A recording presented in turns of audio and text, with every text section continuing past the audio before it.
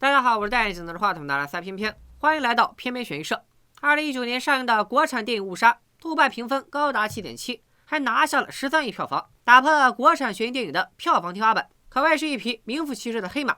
众所周知，《误杀》翻拍自2015年上映的印度电影《误杀瞒天记》。这部电影我去年也在悬疑社跟大家聊过，但大部分小伙伴可能不知道，《误杀瞒天记》也是一部翻拍电影，它翻拍自2013年上映的印度电影《较量》。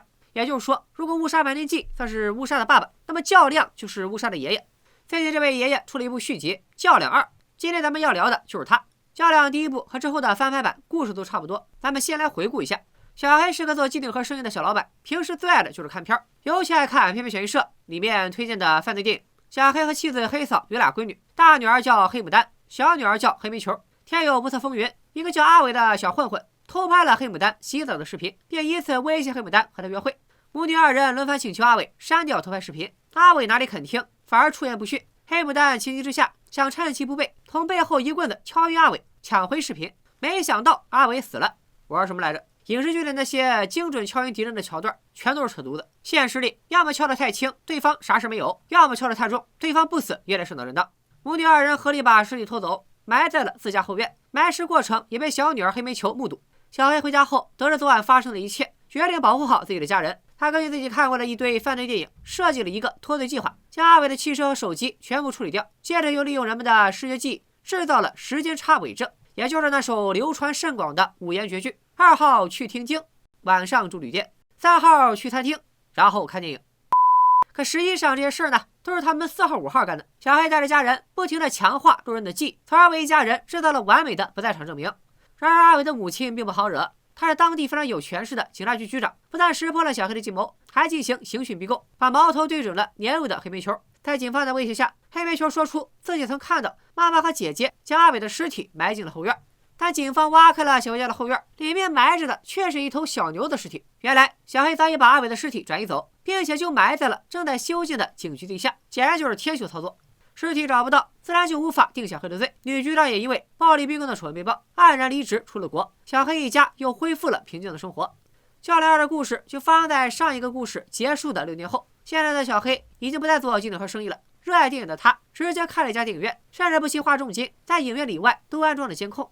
你可能会问了，小黑哪来的钱呢？这些年小黑投资了多处房地产，如今已经是当地有名的大老板了。但小黑的野心还不止于此，他和所有爱看电影的人一样，终极梦想就是自己拍电影，拍出一部影史留名的作品。于是小黑把挣来的钱几乎都拿去拍电影了，而且和大部分投资拍片的煤老板一样，小黑的主意那叫一个多，3天2头就给老编剧出点子，恨不得亲自上阵，自编自导自演。这自然就引起了媳妇儿黑嫂的不满，莫非老公是想要捧红外面那个小狐狸？对于黑嫂来说，没有什么比2个女儿的终身大事更重要。她只想在小黑把钱全部败光之前，给女儿们得到好归宿。何况小黑也并没有把心思全都放在电影上，很多时候他都在和一些狐朋狗友喝酒鬼混，经常一身酒气的回家。而这部电影也拖拖拉拉的筹备了几年，到现在都没有开机。难道咱们的高智商男主就这么沦落成一个不切实际，整天就知道花天酒地的暴发户了吗？别着急，咱们接着往下看。自从小黑变得有钱以后，村民们对他的态度也逐渐发生了改变。当初无辜遭到警方暴力逼供的小黑一家，受到了很多村民的同情，逼供小黑家的警察甚至引起了公愤，被迫辞去了警察职位。但现在村民们对于发展迅速的小黑，那就是柠檬泡醋，酸上加酸，满心只有嫉妒。没办法，人性如此。时间一长，村子里甚至开始谣传，当初黑牡丹其实正与阿伟热恋，阿伟半夜偷偷来与黑牡丹相会，结果被小黑撞见，这才导致他当场把小黑打死。当然了，但也不是所有人都对小黑一家怀有敌意。像住在小黑隔壁的邻居夫妻，其中的妻子就跟黑嫂十分要好，两人动不动就扎堆聊天。女邻居会给黑嫂讲述自己被丈夫家暴的遭遇，黑嫂也会向女邻居吐槽小黑的不忠业。这天，黑嫂从女邻居口中得知了村里的流言，大家都认为是小黑杀了阿伟，黑嫂心里当场就慌了一批。其实小黑把阿伟尸体藏在了警察局这件事，他从来没有和家人说过。黑嫂心里没底儿，提心吊胆的过了好几年。这次他又向小黑问起此事，阿伟的尸体到底藏哪儿了？小黑却闭口不谈，平时在家中也不让老婆孩子提起此事。事实上，小黑并非不在意这些流言蜚语，还记得我说的吗？小黑在自家电影院安了好几个监控摄像头，而这家影院他特意开在了警察局对面，就是为了能时刻监视警方的动向，防止警方再度找上门。不过警方好像渐渐的没那么关注这起案件了。6年来，双方一直相安无事。期间倒是阿伟的父亲来找过一次小黑。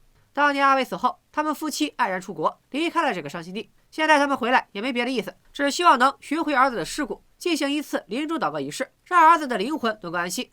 阿伟他爹再次向小黑表达了歉意，用各种赌咒发誓，表示自己绝不会把小黑的秘密泄露出去。但小黑在表示抱歉之后，依然说自己对阿伟的去向一无所知。那么，警方是真的不再关注这起案件了吗？当然不是，不然也不会有这部续集了。出现在警局的这一男一女，竟然就是小黑的隔壁邻居，这又是怎么回事呢？原来这6年来，警方一直在调查这起案件的真相。他们曾派人偷偷翻遍了小黑的房子，把每个可疑的地方都挖了个遍，但还是没有找到任何有用的线索。不过，警方也在小黑的家里安上了窃听器。2年前，局长让2个警察假扮夫妻搬到了小黑的隔壁，男的扮演酗酒又暴力的丈夫，女的则扮演受到家暴的妻子，目的就是接近小黑一家，并博得黑嫂的同情，暗中监视窃听他们的动向，试图诱导黑嫂说出案件的真相。而俩卧底居住的房子，则是阿伟的母亲出钱提供的。只不过小黑的口风实在太紧了，2年时间过去，俩卧底并没有如愿掌握小黑一家行凶的证据。直到这一天，黑嫂这个猪队友即将开始神助攻。其实这么长时间过去了，一无所获的警方也丧失了信心，开始犹豫到底还要不要继续跟进这起案件。只有新任警察局长没有放弃，他坚信警方一定能够找到新证据。在他看来，阿伟一定是在失踪当晚就被谋杀了。黑嫂和黑牡丹一起把阿伟的尸体埋在了自家后院。第2天一早，得知此事的小黑肯定立刻就去制造时间差伪证了。第3天一早，小黑一家又要出发去镇上听经，那么小黑转移尸体的时间只能在第2天晚上。再根据小黑家所处的地理位置推算，在有限的时间内，小黑很可能是把尸体埋在了以他家为圆心、半径50公里以内的地方。然而这一切都只是推断，在没有找到确凿的证据之前，还是无法给小黑定罪。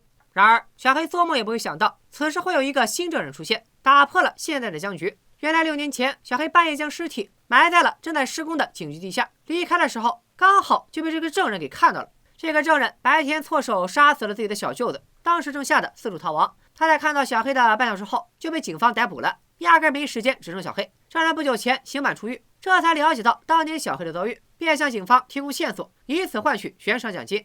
证人的证词让所有警察都蒙圈了，小丑就是我们局。然而仔细一想，这或许才是最合理的解释。正是因为阿伟的尸体近在眼前，才被所有人忽略。但警局高层还是顾虑重重，万一挖开了警局的地板，还是没能找到阿伟的尸体，那传出去岂不是天大的笑话？局长做出保证，这次一定会有收获。于是警方以警局地板损坏，需要换上新宿证为借口，挖开了地板，势必要在风声走漏前找到尸体。警方果然在警局地下挖掘到一具男尸，年龄在14到20岁之间，头骨上有一道裂缝，符合阿伟头部受到重击而死的特征。当然了，到底这具尸体是不是阿伟，还需要送到专业的法医机构做鉴定。这次警方终于掌握了确凿的证据，哪里还等得及？万一小黑一家收到消息跑路了怎么办？于是第2天一早，警方迅速来到小黑家，把他们一家4口抓来了警局。得到消息的阿伟父母也来了，准备起诉小黑。一开始，小黑仍然极力否认阿伟之死与他们有关。警方让目击证人当面与小黑对质，小黑也没在怕的，又搬出了他2号去听经，晚上住旅店，3号去餐厅，然后看电影那一套，坚持说一定是目击证人看错了。阿伟的母亲听得心头火起，冲上去就给小黑一个嘴巴子，接着又放出一个大招，播放起了黑嫂和邻居的谈话录音。小黑一家根本没料到还有这出，黑嫂和黑煤球吓得浑身颤抖，黑牡丹更是当场发作了癫痫。在这种压迫下，小黑终于承受不住，他答应警方，只要放过自己的妻女，他就会说出真相。小黑告诉局长，案发当时他刚从外面回到家，看到阿伟正在家门口张望，黑暗中误以为阿伟是贼，便拿起一根铁棍向阿伟头部击去，没想到令阿伟当场死亡。看到自己杀了人，小黑有点慌，就草草把阿伟埋在了自家后院。第2天冷静下来，小黑知道必须转移尸体，便又把阿伟埋在了正在修建的警局地下。小黑明白警方早晚会得知真相，为了证明此事只和他一人有关，不牵连家人，小黑便把占有他指纹的凶器和阿伟的衣物都秘密藏了起来。只要警方找到那些证据，就会知道小黑说的都是真的。作为观众，咱们都知道小黑是在扯谎，很可能是为了保护自己的妻女，所以才把一切坏事都往自己身上揽。局长和阿伟的父母也都不相信事情这么简单，但局长最终还是决定只起诉小黑一人。一来他们并没有找到这些证据证明是黑牡丹杀的人，二来当时黑牡丹尚未成年，就算起诉也只能算是青少年犯罪，不会受到严重的制裁。而且只要找到小黑所说的证据，警方不能在这上面知道点什么，到时便可以接着起诉黑嫂与黑牡丹。至于小女儿黑煤球，当时她的年龄还太小，可以放过。眼看万事俱备，小黑被正式逮捕，可没想到在法庭之上，小黑居然当庭翻供了。小黑委托律师为自己辩护，表示自己无罪，之前的口供都是在警方的威胁之下录制的。小黑为啥突然翻供？难道他还留有什么后手吗？辩护律师称，警方认为小黑的脱罪手段，也就是五言绝句那一套，都是从他之前看过的大量犯罪电影中学来的。这个推论本身就站不住脚，反而警方现在的一系列操作，倒是很像从一本名叫《误杀》的小说里学来的。事情的发展让警方万万没想到，从哪里冒出来这么一本小说？花开两朵，各为之。小黑合作的那个老编剧，在得知了小黑被捕以后，越想越后怕，因为事情的发展竟然和小黑曾经给自己讲过的剧本一毛一样。于是他赶紧来到警局，向局长和阿伟的父母叙述了误杀的故事。原来这个故事其实是小黑构思出来的。2年前，小黑找到老编剧，说他想把这个故事拍成电影，但因为没想出令人满意的结局，所以一直没有开拍。小黑为了不让这个故事被他人捷足先登拍出来，就将其写成了一本小说，以老编剧的名义在半年前出版了。小说中的主角是一个商人，他与妻子有个刚上大学的儿子，儿子个性冲动，有天在自家门口失手把找他约架的当地议员的儿子杀了。商人回家后看到痛哭流涕的儿子，决定要保护儿子不被警方抓到。他想到立法委员办公室正在修建，便在夜里把尸体偷偷埋在了办公室地下，心中暗暗祈祷不会被警方发现。但商人知道警方总有一天会发现尸体，所以特意将所有能够指向自己的证据都保存了下来，这样即使警方发现，他也能替儿子顶罪。终于有一天，警方发现了尸体，商人便乖乖的认罪服诛。听到这里，众人面面相觑，这个故事讲的不就是小黑自己的遭遇吗？而且故事最后的结局，商人为了保护家人，故意将指向自己的证据保存下来，让警方发现，和小黑之前认罪时的口供不能说有点类似，只能说一模一样。但是小说既然是小黑编出来的，小黑会这么傻，自己把自己的作案手法写成小说吗？何况小说在半年前就出版了，那时候警方根本没发现尸体就埋在警局地下，还处在完全的小黑没办法的状态。小黑总不能未卜先知，预测到了将来自己会被警方逮捕吧？所以小黑的辩护律师认为，案件的真相或许另有玄机。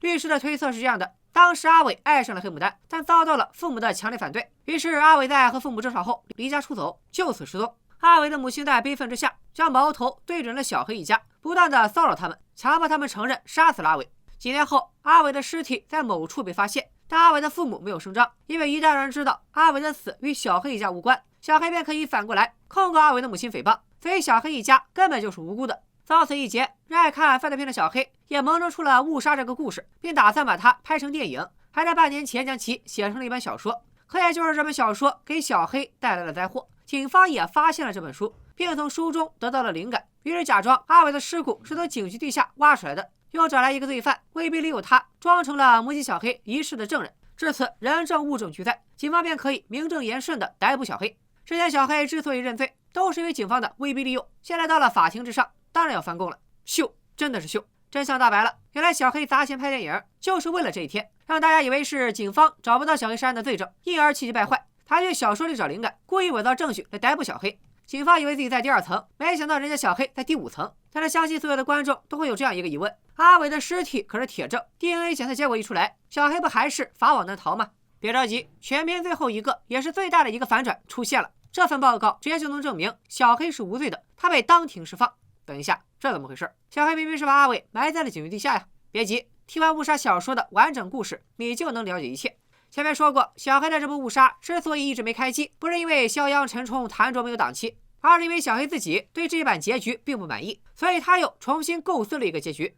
这个结局是没有被出版的，小黑只告诉了老编剧，此事也从老编剧之口传到了局长和阿伟父母耳中。故事的主人公商人知道警方总有一天会发现尸体，早就开始想对策。通过调查，商人了解到，当地法医部门做 DNA 检测通常只在白天进行，也就是说，警方当天找到尸体以后，一般都会在第2天再做 DNA 检测。于是，商人想方设法找到了一个与死者年龄相仿、头部受到重击而死的年轻人，又与掩埋年轻人遗体的劳工结为好友，动不动就请他吃饭喝酒。从他那里得知了一具尸体化为白骨所需要的时间，并在这个年轻人的尸体腐化为白骨后，委托劳工将年轻人的尸骨交给自己。为了日后能顺利偷梁换柱，商人又以为自己的电影找演员为由，特意结交了当地法医部门的保安，依然是经常请他吃饭喝酒，终于获得了他的信任。这也是为什么商人的妻子总是抱怨老公天天在外面和狐朋狗友喝大酒，他哪里知道商人的良苦用心。于是，当警方在警局地下挖出一具尸体后，通过监控时刻关注警方动向的商人意识到时机已经成熟，便在尸体被发现的当天晚上跑去将保安灌醉。他偷偷用那具年轻人的尸骨替换了警局挖出来的死者尸骨。他找了一个偏僻之处，将死者的尸骨融化，永远的消除了罪证。故事讲完了，大家应该还记得吧？警方是在发现尸体的第2天一大早才去逮捕的小黑，所以当时的小黑已经完成了偷梁换柱，他和故事里的主人公一样，再次逃脱了法律的制裁。这回小黑整日酗酒的原因也揭晓了，原来这盘大棋小黑早在几年前就开始下了，所有人都是他的棋子。小黑不是在第5层，他是在大气层。虽然成功保护了家人，但你我都知道，小黑赢的并不光彩。不管是因为再无法寻回儿子尸骨而绝望的阿伟父母，还是因为明知凶手在眼前却无法将其绳之以法而愤怒的局长，小黑在面对他们时，永远也无法挺直腰杆走路。所以小黑并没有彻底销毁阿伟的尸骨，他最终将阿伟尸骨的一部分匿名寄给了阿伟的父母，并向他们表达了歉意，希望他们能够不再纠缠自己和家人。直到这时，阿伟的父母才发现，这几年里并不是自己在监视小黑一家，而是小黑在监视他们。为了保护自己的家人，小黑时刻准备着应对阿伟父母下一次的到来。拜了个拜。